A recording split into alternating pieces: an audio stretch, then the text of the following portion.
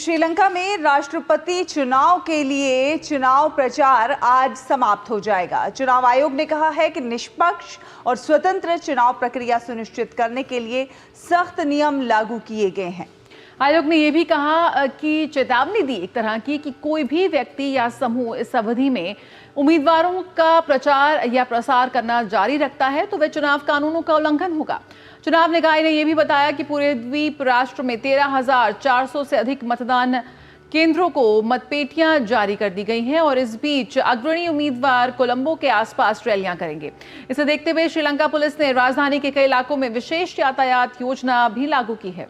9वें कार्यकारी राष्ट्रपति का चुनाव करने के लिए 21 सितंबर को चुनाव होने हैं, जिसमें 17 मिलियन से अधिक मतदाता अपने मताधिकार का प्रयोग करेंगे। तो निष्पक्ष और स्वतंत्र चुनाव कराने के लिए चुनाव आयोग ने सख्त नियम भी लागू किए हैं। कोलंबो से अहमद मोइन फारूकी ज्यादा जानकारी के साथ हमारे साथ जुड़ गए हैं।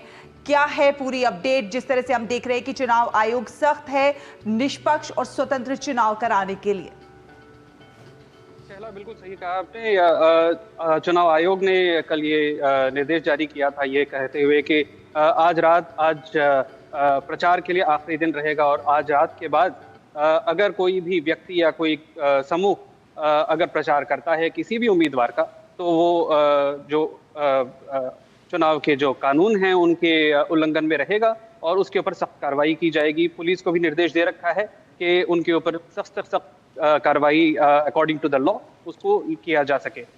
उसी के साथ ये भी मैं कहना चाहता हूं कि पुलिस ने करीब 60,000 से ज्यादा पुलिस कर्मचारियों को लगा रखा है इस इलेक्शन के प्रोसेस के लिए। और साथ साथ ये भी कहना चाहूंगा कि आज जो कोलंबो और उसके आसपास जगहों में रैलियां होने वाली हैं जो अग्रणी उम्मीदवारों की हैं उसके लिए विशेष रूप से जो ट्रैफिक का प्लान रहेगा, जो व्यवस्था रहेगी उसको भी देखते हुए ये रखा गया है ताकि लोगों को आने जाने में उनके यातायात में ज्यादा मुसीबत ना हो, कठिनाई ना हो।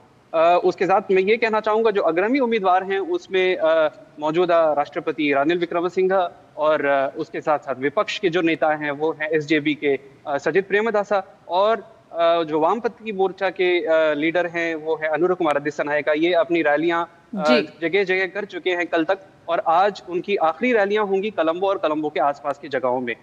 इन्होंने अपने मैनिफेस्टोज को सामने रखा था और लोगों को बहुत ही ज्यादा कोशिश की है कि अपने पॉलिसीज के बारे में, अपने नीतियों के बारे में अगर उनकी सरकार बनती है तो वो कैसे आगे बढ़ेंगे ये उन्होंने बताने की काफी कोशिश कर रखी है।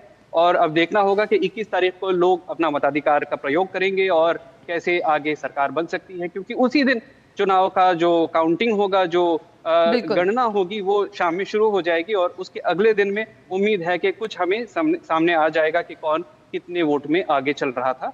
बिल्कुल, तो बिल्कुल एक बेहतर अर्थव्यवस्था के लिए, बेहतर कानून व्यवस्था के लिए यहाँ पर जो श्रीलंका की जनता है वो यहाँ वोट करती नजर आएगी। बहुत बहुत शुक्रिया फिलहाल इस जानकारी के साथ जुड़ने के लिए। हम आगे भी आपसे अपडेट लेते रहेंगे। श्रीलंका में राष्ट्रपति चुनाव को लेकर लगातार हलचल बनी हुई है।